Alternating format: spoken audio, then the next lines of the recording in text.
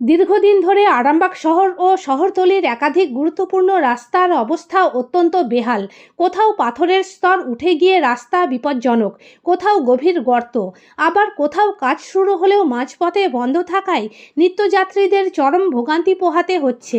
প্রতিদিন ঝুঁকি নিয়ে চলাচলের ফলে ইতিমধ্যেই একাধিক ছোট বড় দুর্ঘটনায় মানুষ হতাহত হচ্ছেন বলে স্থানীয়দের অভিযোগ।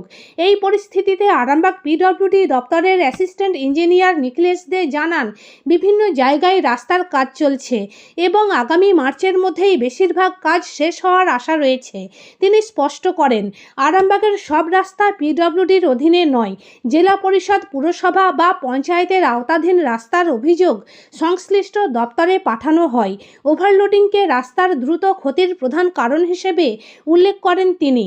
বাইপাসের প্রয়োজনীয়তা, নয়নজুলি ও ফুটপাত দখল এবং আরামবাগ রামকৃষ্ণ সেতু নিয়েও বিভিন্ন প্রশ্নের উত্তর দেন। তার মতে, সব দপ্তর ও সাধারণ মানুষের সম্মিলিত প্রচেষ্টায় আরামবাগের রাস্তাঘাট নিরাপদ রাখা সম্ভব। আরামবাগের রাস্তাঘাট এবং যানজটের সমস্যা দীর্ঘদিনের। গৌরহাটি মোড় থেকে বাসুদেবপুর মোড় পর্যন্ত রাস্তার অবস্থা অত্যন্ত খারাপ। হসপিটাল মোড়েও অধিকাংশ সময় রাস্তা খারাপ থাকে, এমনকি পোলট্রিতেও রাস্তা খারাপ থাকে। একদম মেন শহরে আপনার অফিস আরামবাগ সাব ডিভিশনের মধ্যেই, তাতেও এই অবহেলা কেন? এক্ষেত্রে যেটা বলা সেটা হচ্ছে যে গৌরহাটি মোড় থেকে বাসুদেবপুর মোড় রাস্তার কাজ অলরেডি শুরু হয়ে গেছে। মাঝখানে কিছু সমস্যার জন্য সেটা বন্ধ ছিল, আবার কাজ রিজিউম হয়ে সেই কাজ চলছে। আর বাকি হসপিটাল মোড়েও বিগত দিন কাজ হয়েছে, পল্লিসিতেও কিছু কাজ হয়েছে, কিছু তারপরেও ছোটো ছোটো হতেই থাকছে। সেগুলোকে আমরা আমাদের নজরে রাখছি, সেগুলো রিপেয়ারিংয়ের কাজ চলছে ক্রমাগত। যখন যেটা আপডেট আসছে সেটা সঙ্গে সঙ্গে আমরা হায়ার অথরিটিকে জানাচ্ছি, দিয়ে সেই মতো আমরা অ্যাকশন নিচ্ছি। রাস্তা খারাপ হওয়ার তো নিশ্চয়ই একটা কারণ ওভারলোডিং। তো আপনাদের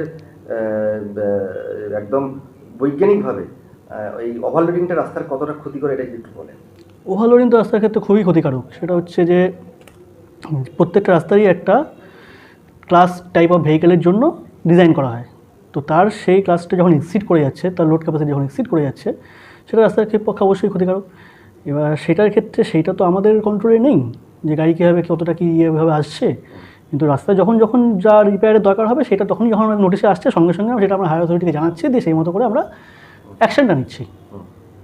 আচ্ছা, আরেকটা জিনিস জানাবো, সেটা হচ্ছে আপনার আরামবাগ হসপিটালের মধ্যে থেকে তিরোল রোড, বালিদিয়ানগঞ্জ রোড, মায়াপুর থেকে খানাকুল যাওয়ার road, Muthudanga Batanal road, Tipusut road, Jagatpur road, এগুলো দীর্ঘদিন ধরে খারাপ, মানুষ অভিযোগ করে আসছে। দেখুন, এবার হচ্ছে যেই রাস্তাগুলোর কথাই আপনারা বললেন, এখানে তো আরও সাবডিভিশন রয়েছে পিডব্লিউডি। তো এটা হচ্ছে এগুলো সব এই অফিসের আমাদের অফিসের জুরিসডিকশনের মধ্যে পড়ছে না, অন্যান্য সাবডিভিশনের মধ্যে পড়ছে। যেগুলো আমাদের রাস্তাতে আছে সেটা হচ্ছে ধরুন মায়াপুর থেকে জয়রামপুর, যেটা আপনারা দেখছেন যে অলরেডি কাজ শুরু হয়েছে, কাজ চলছে দ্রুত গতিতে।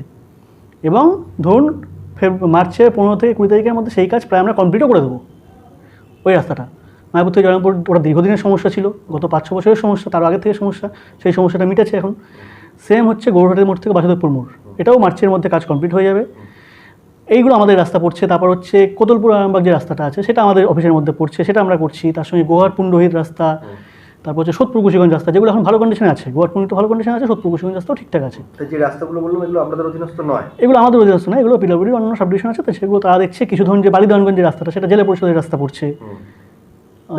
এরাও কি আপনাদের কাছে অভিযোগ করছে? এবার মানুষের তো কিছু কিছু অভিযোগ এসছে, সেগুলো তখন আমি সেইখানে যারা কনসার্ন অফিসার যারা আছেন তাদেরকে রেফার করে দিই, এটাই। আচ্ছা আচ্ছা, এই যে বর্ষাকালে দেখা যায় যে প্রতিটা যে রেলগেট থাকে, রেলগেটের তলায় 1 হাঁটু থেকে 1 কোমর পর্যন্ত জল জমে যায়। তো এটা কিভাবে এটাকে নির্মূল করা সম্ভব হবে, এটা কি বলছেন? এটার জন্য তো হচ্ছে যে রেলের যে আন্ডারপাসগুলো আছে সেগুলো রেলেরই কন্ট্রোলে থাকে, রেলের অধীনস্থ থাকে। তারপর থেকে আন্ডারপাসের পর থেকে কনসার্ন পিডব্লিউডি যারা দেখছে তাদের রাস্তা শুরু হয়। পিডব্লিউডিও ভাগ আছে, পিডব্লিউডি রোডস, যেখানে যেখানে যেটা পড়ছে। তো সেই রাস্তা যেখানে শুরু হচ্ছে, এবার ওইখানে হচ্ছে রেলওয়ে অফিসারদের সঙ্গে, রেলওয়ে অথরিটিদের সঙ্গে আমাদের সমন্বয় ঘটিয়ে তারপর সেটা দেখতে হবে যে কী হচ্ছে সমস্যাটা, সেই হিসেবে মিটিগেট করতে হবে ওটাকে। এটা এক তরফ থেকে সম্ভব না, এটা 2 তরফ থেকে ইনিশিয়েটিভ নিয়েই করতে হবে। আচ্ছা, রামকৃষ্ণ সেতু আরামবাগ আসার সময় যেখানে শেষ হচ্ছে, সেখান থেকে বাঁধের রাস্তা যাওয়া, এই জায়গাটা পিচি রাস্তা থেকে নিচেটা অনেকটা ডাউন হয়ে গেছে। তো এটা দীর্ঘদিন ধরেই হয়ে আছে, যে কোনো মুহূর্তে দুর্ঘটনা ঘটতে পারে। এই বিষয়টা কি আপনারা দেখছেন? এটা নজরে এসছে, এটা আমাদের তরফ থেকে উদ্যোগ নিয়ে এটা করে দেওয়া হবে, এখানটা দেখছি। যতটা তাড়াতাড়ি সম্ভব করে দেওয়া যায়। দিন দিন আরামবাগের জনবসতি বাড়ছে, জনসংখ্যাও বাড়ছে। বাইপাস কি হওয়া প্রয়োজন বলে আপনি মনে করেন, বা বাইপাস হওয়ার কি কোনো সুযোগ আছে? বাইপাস তো একটা আরামবাগের যেভাবে হচ্ছে, যেভাবে লরির চাপ চাপ আছে, একটা তো হওয়ার প্রয়োজন অবশ্যই, টাউনের উপর দিয়ে যেভাবে যাচ্ছে। এবার সেটার জন্য তো যদি সেরকম কিছু ভাবনা হয় ওপর মহলে, সেটা আমাদের কাছে আসলে তখন সেই মতো অ্যাকশন, যেরকম আমাদের যে ইনস্ট্রাকশন থাকবে আমাদের উপরে, সেইভাবে আমরা কাজ করব। বাইপাস যদি হয় কোন দিক দিয়ে হওয়া উচিত বলে আপনি মনে করেন? বাইপাস এটা দেখুন, এটা তো হচ্ছে প্ল্যানিং থেকে আসতে হবে, অনেকগুলো ডিপার্টমেন্টের সমন্বয়ে ঘটিয়ে এই সবগুলো সম্ভব। সেটা এইভাবে একটা চেয়ার থেকে এভাবে বলা সম্ভব নয়। আচ্ছা, ঠিক আছে। রামকৃষ্ণ ব্রিজের তো আমরা দেখলাম পরীক্ষা নিরীক্ষা হলো, তো রামকৃষ্ণ ব্রিজ আদেও কতটা ফিট, রিপোর্ট কি এসেছে এটা যদি আমাদের দর্শকদের একটু বলেন। রামকৃষ্ণ ব্রিজের বর্তমান যা লেটেস্ট রিপোর্ট, সেই লেটেস্ট রিপোর্ট অনুযায়ী হচ্ছে রামকৃষ্ণ ব্রিজের কন্ডিশন ততটাও নয়। এটা ডিস্ট্রেস ব্রিজের ক্যাটাগরিতেই পড়েছে এবং সেটাও সমস্ত লেভেলে কনভেড আছে ব্যাপারটা। তো সেই মতো পিডব্লিউডির তরফ থেকে, ডিপার্টমেন্টের তরফ থেকে, ব্রিজের স্বাস্থ্য ভালো নয়, ডিপার্টমেন্টের তরফ থেকে পুরোপুরি অ্যাকশন নেওয়া হচ্ছে, বিকল্প সেতুর জন্য চিন্তাভাবনা চলছে। ব্রিজের নিচে এখন দেখা যাচ্ছে বড় বড় গর্ত আছে, তা এই গর্তগুলো কিসের জন্য আছে? ব্রিজের নিচে যেগুলো গর্তগুলো গর্ত নয়, ওটা হচ্ছে অ্যাকচুয়ালি ইন্সপেকশনের জন্য এগুলো রাখা ছিল, ওগুলো আগেও ছিল। তার মধ্যে এখন হয়তো কিছু কন্ডিশন খারাপ হয়েছে, কিছু জায়গায় গর্তের কোনাকুনি ভেঙে আছে, সেটা দেখতে পারেন আপনারা। সেগুলো রিপেয়ারিংয়ের কাজও কিন্তু দ্রুতই চলবে। সেটা ব্রিজের নিচে, অ্যাকচুয়ালি সেটা হচ্ছে ব্রিজের যে ডেক আছে সেটা রিপেয়ারিংয়ের জন্য, সেটা কোনো গর্ত নয়। আচ্ছা, আর ব্রিজের নিচে যে এখন যে পিলার তৈরি হচ্ছে, এটা কতটা ব্রিজটাকে সাপোর্ট দেবে বলে মনে করছেন? এটা হচ্ছে যেই অংশে ফুটপাথটা ভেঙে পড়েছিল অ্যাক্সিডেন্টালি, সেই ফুটপাথটুকুর আবার যাতে কন্টিনিউশন থাকে, এদিকে ফুটপাথের সঙ্গে ওদিকে ফুটপাথ, সেইটার জন্যই নিচ থেকে সাপোর্ট করে ওখানে ফুটপাথ করা হচ্ছে। কতদিন এইটা সাপোর্টটা থাকতে পারে? এটা দীর্ঘমেয়াদী, লং টার্ম থাকবে। আচ্ছা, রামকৃষ্ণ সেতুর যে অবস্থা আপনি বললেন খুব একটা ভালো নয়, তা সেক্ষেত্রে কি এরকম কোনো উদ্যোগ নেওয়া যায় যে পাটে পাটে ছাড়া, একটা দিকে আগে ছাড়া হলো যানবাহনকে, আবার অন্য দিক ছাড়া হলো, এতে করে বীজ কিছুটা ভালো থাকবে? কি মনে করেন আপনি? দেখুন, একটা লোড লিমিট ব্রিজের ম্যাক্সিমাম এখন ক্যাপাসিটি যেটা, সেটা লোড টেস্টের পরেও ধরা পড়েছে কিছুটা, সেটা হিসাবে সেই মতো করেই সেরকম অর্ডারও হয়েছে ওপর থেকে, সেরকমভাবেই ট্রাফিকও মেনটেন করছে করে ব্রিজের ওপর দিয়ে শুধুমাত্র বাসই চলছে। তো এইভাবে তো চলছে। এটা তো এবার হচ্ছে ওয়ান ওয়ে যেটা বলছেন, সেই ওয়ান ওয়েটা করতে গেলে কতটা ট্রাফিকের ওপর ওটা চাপ আসবে কিছুটা, হচ্ছে ওয়ান ওয়ে ট্রাফিক মেনটেন করাটাও একটা, ব্রিজের ওপর প্রচুর ট্রাফিক রামকৃষ্ণ ব্রিজের। এবার সেটা তো এইভাবে আমার পক্ষে বলা সম্ভব নয় যে কতটা কী সম্ভব ওটা। না, চাপটা আসতে পারে, কিন্তু এটা করা হলে কি ব্রিজটা আপাতত ভালো থাকবে কিছুদিন আরও? ব্রিজটা, হ্যাঁ, ব্রিজটা সেই ক্ষেত্রে হয়তো একটু ভালো থাকবে। তবে এখানে একটা জিনিস আমিও বলতে চাই, সেটা হচ্ছে নতুন ব্রিজের খুবই প্রয়োজন। আচ্ছা, নতুন ব্রিজ কি আদৌ হবে? নতুন ব্রিজ হওয়ার ব্যাপারে তো মাটি টেস্টিং দেখেছি, সয়েল টেস্টিং হয়েছে আমাদের উদ্যোগে, পিডব্লিউডির তরফ থেকে সয়েল টেস্টিং করা হয়েছে, তার জিএডি তৈরি হচ্ছে, প্ল্যানিং থেকে ডিপিআরও চলছে। স্যাংশনটা এখনও হয়নি। স্যাংশন হওয়াতে আমরা তো সমস্ত ডিপার্টমেন্টের সমস্ত লেভেল থেকে, সেক্রেটারি ম্যাডামের তরফ থেকে, এমএসি সাহেবের তরফ থেকে, সমস্ত লেভেল থেকে চেষ্টা করা হচ্ছে যাতে এটা স্যাংশন করে কাজটা শুরু করা যায় যত তাড়াতাড়ি সম্ভব। ব্রিজের তার জন্য যে প্রসেস কাজ করা, সেটা প্ল্যানিং, ডিপিআর, এগুলো সমস্ত কিছুই চলছে, জিএডি তৈরি, এগুলো সব চলছে। আচ্ছা, গতকাল দেখলাম কিছু অভিযোগকারী আপনার কাছে এসেছিল রাস্তার সম্বন্ধে জানাতে, তো এই বিষয়টা কি, তারা কি অভিযোগ কিছু জানিয়েছে? তারা এসেছিলেন, বলেছেন যে রাস্তার এই সমস্যাটা, রাস্তা অনেকদিন ধরে এরকম হয়ে আছে। তো রাস্তা তো কাজ চালুও হয়েছিল, তারপর মাঝখানে বন্ধ হয়ে যাওয়াতে আবার এখন কাজ চালু হয়েছে, রবিবার থেকে কাজ চলছে। তো দুটোই শীঘ্রই কাজ শেষ হবে, সেটাই আমি তাদেরকে জানিয়েছি এবং বলছি একটুখানি তাদের ধৈর্য ধরতে। কোনো লিখিত অভিযোগ তারা কিছু করেননি, তারা মৌখিকভাবে জানিয়েছেন যে এই সমস্যাটা আছে, তো আমি সেটা জানিয়েছি। রাস্তা আপনাদের বা অন্য যারা রাস্তার দায়িত্বে আছেন, আপনার যে কিছু রাস্তা আছে, জেলা পরিষদের কিছু রাস্তা আছে, তো লক্ষ্য করলে দেখা যাবে ফুটপাত এবং নয়নজলি দীর্ঘদিন ধরে এক শ্রেণীর ব্যবসায়ীরা বা সাধারণ মানুষও দখল করে রাখছে, দিনের পর দিন রাস্তাও তার জন্য ছোট হয়ে যাচ্ছে। এটা কি আপনাদের নজরে এসেছে? এটা নজরে আসছে, সবসময় নজরে আসছে। এই ফুটপাতগুলোকে অবশ্যই এগুলোকে সরানো প্রয়োজন রাস্তার সাইড থেকে। তো সেই মতো কিছু কিছু জায়গায় যখনই যেখানে কমপ্লেন আসছে, সেই মতো সেখানে আমরা গিয়ে তাদেরকে বলেও আসছি। কিছু জায়গায় সরাচ্ছে, কাজও হচ্ছে কিছুটা, কিন্তু কোনো জায়গায় সব জায়গায় সেটা হচ্ছেও না। কিছু কিছু আবার কোর্ট কেসেও যাচ্ছে, সেই কোর্ট কেসের এগেনস্টও আমরা ব্যবস্থা, মানে কোর্টের যেরকম ডিরেকশন আসছে সেই মতো করে আমরা স্টেপ নিচ্ছি। দেখবেন বিশেষ করে বিভিন্ন বাস স্টপ এলাকায়, সেখানে পাশাপাশি এত ব্যবসাদারদের চাপ বেশি, যাতে করে সাধারণ মানুষ রাস্তায় উঠে আসছে, অ্যাক্সিডেন্টের প্রবণতা করে বাড়বে। একদম ঠিক। তো এই বিষয়গুলো নিয়ে কি আপনারা ভাবা চিন্তা করবেন?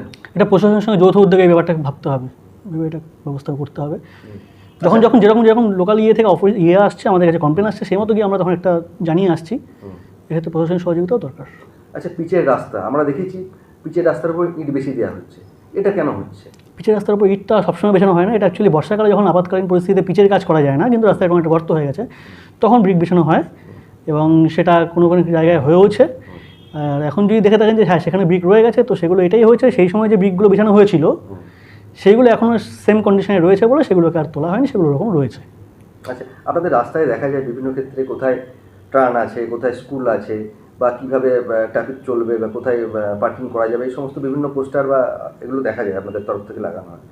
তো এরকম কি মনে হয় যেরকম লাগানো উচিত, এরকম কোনো ফিক্স বা রাস্তার মধ্যে দেওয়া উচিত যেখানেতে আপনাদের পিডব্লিউডি অফিসের নাম্বার থাকবে এবং ওই রাস্তায় যিনি কন্ট্যাক্ট যিনি পেয়েছেন, যিনি কাজ করছেন তাদের নাম্বার দেওয়া থাকবে, যাতে করে সাধারণ মানুষ সহজেই তাদের সঙ্গে যোগাযোগ করে? প্রজেক্ট যেগুলো হয় সেগুলো তো একটা বোর্ড টানানো থাকেই যে কী কাজ হচ্ছে, কত ইয়ে হচ্ছে, কে আছে এজেন্সি, সেগুলো সব একটা প্রজেক্টে অনেক সময় থাকে।